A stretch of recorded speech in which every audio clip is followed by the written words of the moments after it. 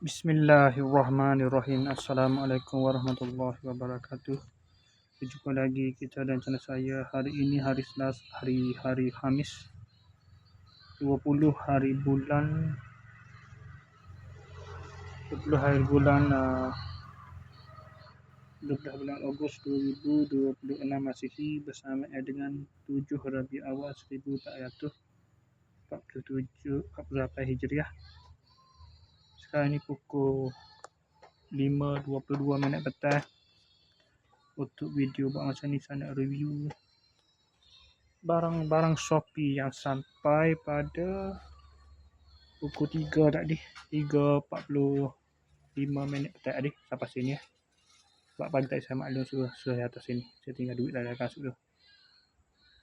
Pada pukul saya semata saya siap-siap balik dari kerja ni. Saya siap-siap saya tengah mandi dia hantar sekali.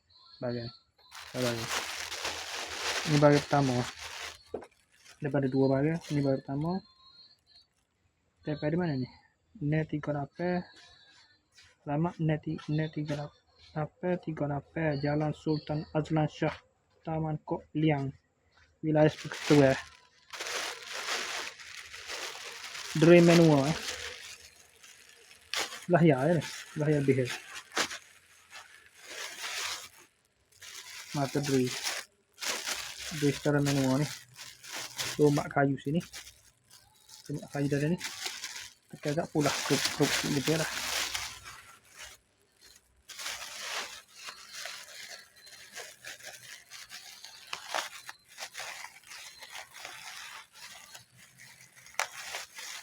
Ini bagian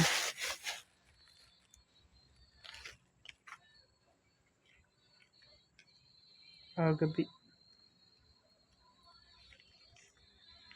Kena ibu saya pakai sendiri cocok sini.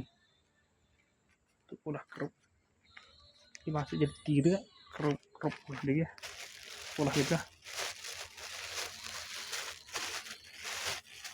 Kita kapi ni. Dia pertama. Yang kedua pula. Dari mana? Tolkien's House. Tol no ke boleh? Milenia 7/49 Taman Desa Indah.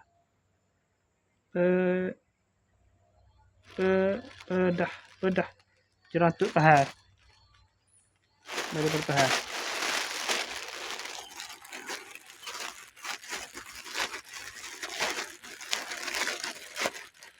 West Ulit Puja dah.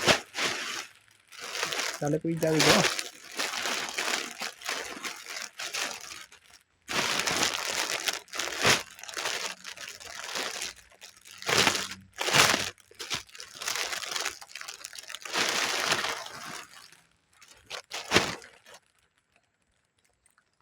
Oni L kain, model kain. Ada kain. Ini pula ini M.